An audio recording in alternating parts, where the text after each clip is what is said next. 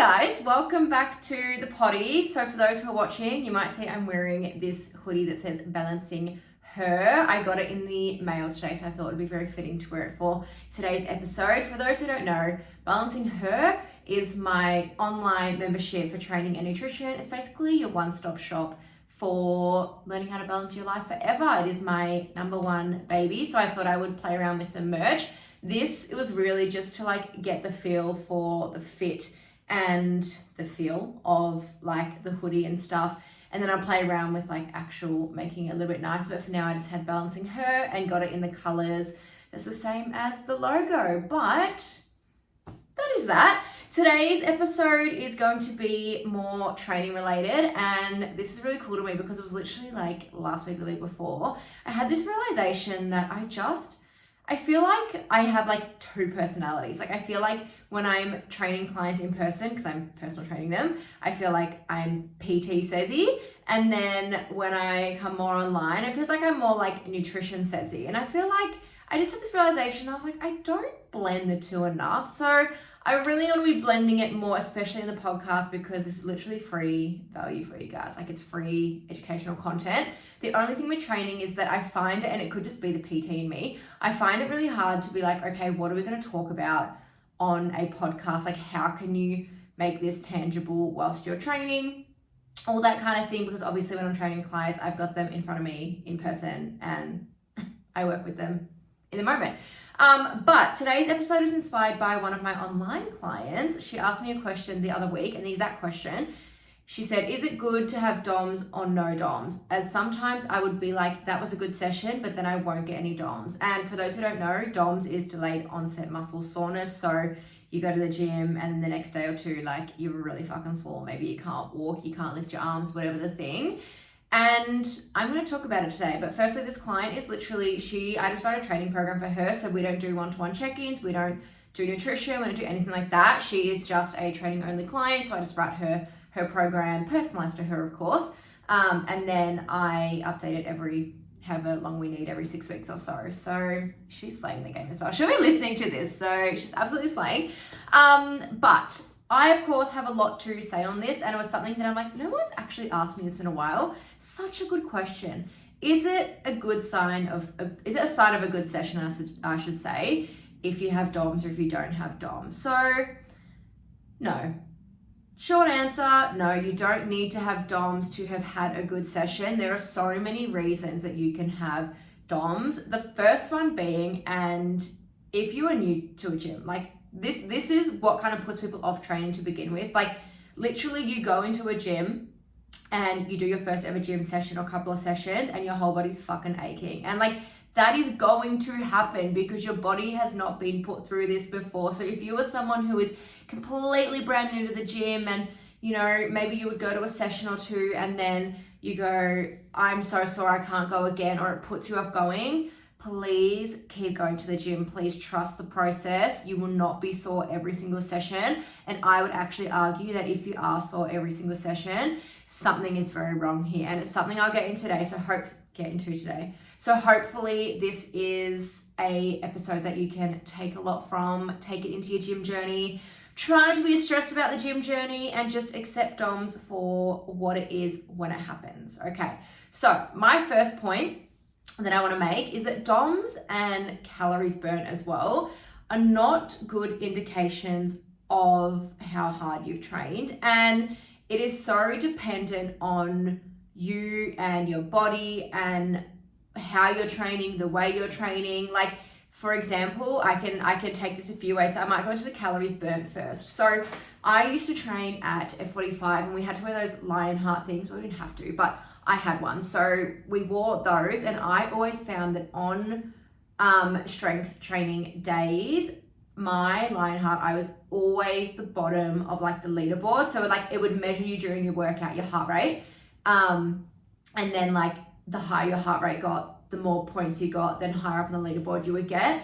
And at the time I used to always think I'm not training hard enough. I'm always at the bottom. And I literally would go to a class twice in a day because I felt like I hadn't pushed hard enough. How come my heart rate didn't get as high as theirs? Even though I'm this is so heavy, I felt like I wasn't doing enough. And it is simply because the fitter you are, the lower your resting heart rate is, the harder it is to get it really high, if that makes sense. So when I was like at my fittest, I think my average resting heart rate was like the low 50s. Like I definitely used to be fitter than I am now. I'm definitely stronger now, but in terms of like cardiovascular fitness and your heart health, my heart rate used to sit a lot lower. I wonder if I could actually look at what my heart rate is sitting at right now.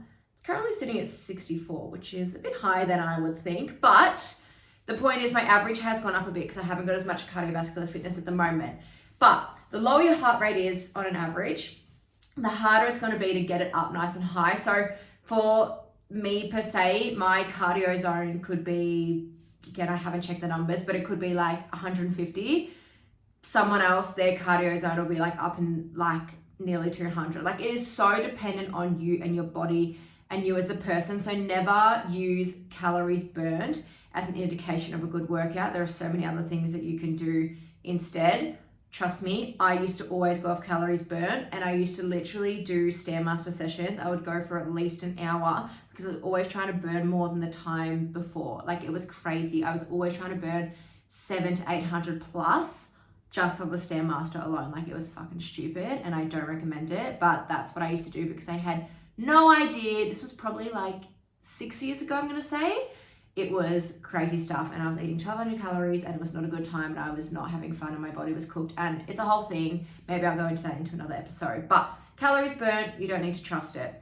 DOMS is also not a good indication because like I said previously, if you have DOMS every workout, I'm going to argue that there's actually something wrong here, and that is because you shouldn't be sore every single workout.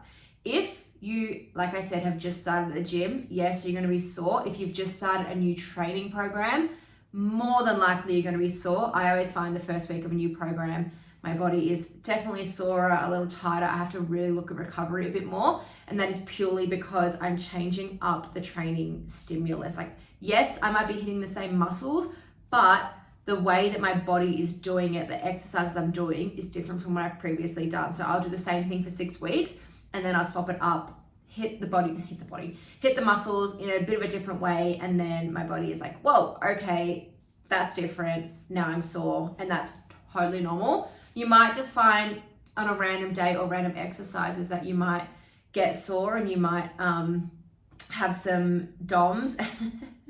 For me, something that I always find when I do chest flies, whether it's with the cable, with the machine, with dumbbells, whenever I do chest flies, my chest is like, I'm shaking, right? I literally the other week did a full body session. I did chest flies. It was the only thing I trained chest in that session. And I literally went to meet up with a friend that day. I went to give her a hug, and when I put my arms around her, because it's like that same motion, like when I went and put my arms around her, my entire fucking chest was shaking. And she was like, what the heck, Sarah? And I'm like, bro, I know what to tell you. Like my chest muscles, they're just having a time. And then literally, I think it was last week, the same workout I was doing, and I did my chest flies. And then when I went to do my back extensions, because I round my back, so it's that same motion of like I'm using my chest muscles a bit more, like I'm contracting them, my whole chest was shaking. I'm doing back extensions. I'm really focusing on my glutes and my hamstrings because I struggle with back extensions. So I'm really focusing on glutes and hamstrings, but through the whole fucking movement, it was so funny. My entire upper body, my chest was just shaking. Like it was actually hilarious. I literally messaged my coach and I was like, I wish I had a video of that because that was so fucking funny. And the only reason I didn't film because there was just people everywhere, and I don't like to film when there's people everywhere because I just think people are there to train in a gym. But anyway, that's a whole other story. So there might be things like that where you're always like, okay, like, wow, I'm really hurting. And that is potentially, it's just your body and the exercise you're doing, different muscles and all the things like that. Next point I will go to just to go on the back of that is your recovery. So recovery gets so overlooked, and there are so many things we can do to recover, and I'm going to talk into them a little bit today. So firstly, stretching.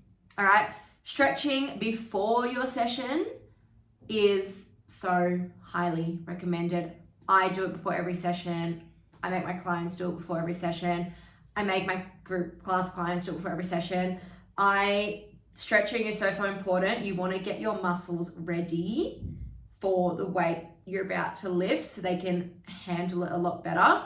Stretching when you're sore, 100% is going to do wonders for you, because when you're sore, your muscles are tightening. Like, they're getting tight, they're really sore. They're just like, what have you just done to me? So they're contracting. You want to be able to have a stretch, loosen them up a bit.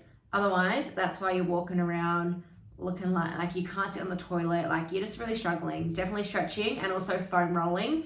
So good, especially your quads. So many people are tight in the quads. If you ever feel like you get like random knee pain and your quads are really tight, 1000% have a foam roll, like literally foam roll on the ground, lean on it, like quads on it, and just roll back and forth, roll it out. It will be chef's kiss. Your knee won't have any pain and your quads will be feeling better. So there's a little life hack. The next one I want to talk about is, well, sleeping and rest is another big one as well, because when you are resting, when you're sleeping, when you're not moving, that is when the muscles actually recover like themselves. So like you put all the pressure on them during the session, during the day, your muscles are working, and then overnight when you're sleeping, that is when they actually do their repairing, they do their recovering, they do their growing. So sleeping and resting is so important to helping minimize any soreness, actually helping to grow the muscle, just helping your body in general, help with tightness and everything like that. So 100% sleep/rest. The next one is protein. Eating your protein. Guys, like, protein is so important, and it's not just to look like you've got muscles or look like the Hulk or whatever you think protein is important for. We want to be building muscle. Like, it's actually, especially as women, it is so hard to build muscle, and we want to be building muscle for that longevity of our life, for our health. Like, literally from 30 onwards, we start to lose, I think it's 5% muscle mass every 10 years. We start to, I don't know the actual statistics off the top of my head, but we start to lose muscle mass pretty much every year, but like there's like a significant amount every 10 years. And which means, that it is actually so hard to grow muscle, like to build muscle from pretty much 30 onwards, which in my head, I'm like, okay, I've got 18 months until this starts happening to me. So like, I'm currently trying to grow some muscle, because I've seen it firsthand with clients. I've trained clients from the ages of between 30 and 70. Like, I've seen so many different things with women, like in terms of injuries, just how they feel, like getting into peri and menopause and everything like that. Like, I've seen it all, and it has been so good for me as a person to be like, okay, look after myself. Like, I'm so lucky that I got into this at the age that I did. Like, when did I start personal training? 3 years ago nearly. I'm so lucky I got into it when I did, and I've had such an eye-opening experience as the trainer, just from like other women's life experience and like clients, and just what's happened in their life and how they're feeling. And obviously, like, I get to be the one to help rectify that. But it's just, it's very inspiring to me to be like, okay, I see what's going on, and I need to look after myself in order to avoid any of that. So anyway, back to my actual point of this part was eating protein, because we want to be building the muscle. We want to be prolonging our life, longevity. We want to be minimizing injuries. We start to lose bone density as well. So having more protein and more muscle around our bones is going to help so much as well. So I can't talk about this enough. Protein. If you need protein advice or help, whatever, slide into my DMs. But protein is something I'm so fucking big on. And whether you're dieting or not dieting, whether you're at the gym or not at the gym, you need to be eating protein, because your muscles need it. And when your muscles are happy, your body is happy. And when your body is happy, you are happy. So please eat your protein. Okay? If you didn't get it from that, eat your protein. I think the last one I have on here is water. Drink your water. Hydrate your body, hydrate those muscles, like help replenish the muscles. All right? It's going to help with any kind of soreness. It's like when you think about like even if we don't talk about muscles, right? If we just think about our bodies and when we're dehydrated, and I can give you my very easy example of when I know I'm dehydrated. My skin, I have very sensitive skin on my face. So when I'm dehydrated, just like if I've had a bit too much caffeine and not enough water, which has been recent just because I've been freezing. So I've been having more like teas and stuff, but like they've still got a bit of caffeine in them. And then just having a bit less of my like normal water bottle, I have been feeling it. My cheeks, my skin feels like paper and it goes so red and I'm so dehydrated. So like that's how my body feels, like as like a blanket. Like that sounds weird. That's how my body feels, my skin feels when I'm dehydrated. But like you don't know how each individual muscle feels when it's just not getting what it needs. So please drink your water. Trust me, your body will thank you. You will feel so good with your recovery. So let me recap those things. Stretching / foam rolling, sleeping / resting, eating your protein, and drinking your water. Those 4 things, any of those 4 things, we want to be doing them regularly. But if you're ever feeling like, shit, my body hurts, my quads are sore, I can't sit on the toilet, give those a go. Just like a little extra TLC than you usually would. And yeah, see how you go. But your muscle soreness should be sliding away, literally. The next thing is obviously training hard can look different depending on the season of your life. So, you know, this whole thing is about DOMS and, you know, is it a sign of, am I training hard enough? Am I not training hard enough? And like I just said, my overall thing is like DOMS does not mean anything when it comes to your training. Training is about the intensity of, like the intensity you're pushing and also where you're at in your life, what you're actually trying to currently achieve. You know, is it building muscle? Is it more rehabilitation? You know, is it more something like Pilates based, like, you know, something like Pilates as opposed to weight training? It's going to be so freaking different. Like when you're in the gym and you're pushing weights, you can fucking go hard, my friends. Like you can push as much as you want and really, really look at training hard, and you still might not get DOMS. I, for one, personally, every single week, I PB. I look at how can I increase my sets? No, sorry, not my sets, my reps. How can I increase the weight? Where can I push a bit more? I'm always looking to push that bit more, whether it's in 1 exercise, 2 exercise, maybe it's all of them. I am always pushing as hard as I can every single week. And I do not have DOMS all the time. Like I said earlier, I pretty much get DOMS at the start of a new program. And then when I do my chest flies, my chest is having a moment. It's not DOMS, they're just, my chest is like shaky for that day, just when I'm using it a bit more. But yeah, I don't really ever get DOMS and I'm still PBing. I'm the strongest I've ever fucking been. And you know what? I'm the least sore I've ever been. And I'm going to attribute that to all my recovery stuff as well. Sleep, water, protein, rest, stretching, everything like that. I used to not stretch at all before training, and since doing it, which it's been obviously quite a while now because I'm a personal trainer, but since doing it, it's like my body never gets sore. My whole world's changed. I train better. My muscles are growing. I feel so good. So never underestimate that. But another thing too, so again, training hard like that can be training hard, pushing heavy weights, doing what you need to do. But training hard can also be, and I'm going to use an example of when I injured my hamstring 2 years ago. Pretty sure it was 2 years ago. And like, I was just like, what am I doing? And I went from, I had been back squatting 50 kilos to I couldn't even back squat like 25 kilos without pain. I couldn't really do my leg press, even like both legs, because it felt like my left hamstring, like it felt like there was like, I said this to my coach at the time, like it feels like there's like a bubble, like an air pocket moving through my hamstring when I'm pressing the leg press. So I was really struggling to even do just the weight of the leg press. Whereas now I'm nearly at 200 kilos. So like, it's like I've rehabbed a lot from that.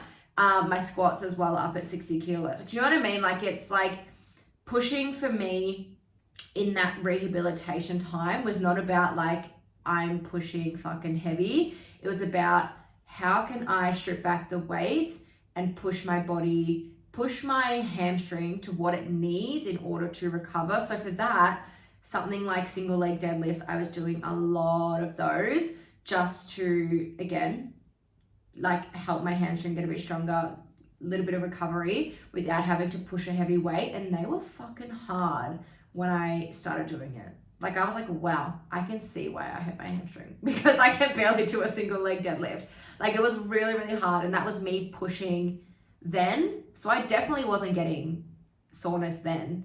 Like any kind of rehabby Pilates type things, like I definitely wasn't getting any soreness, but it was still me pushing in a way. It was still a sign of a good workout because back then, like I said, I could barely do a single leg deadlift. I couldn't even squat 30 kilos. I was struggling with RDLs. I was struggling with the leg press. Like I was struggling with all these lower body exercises.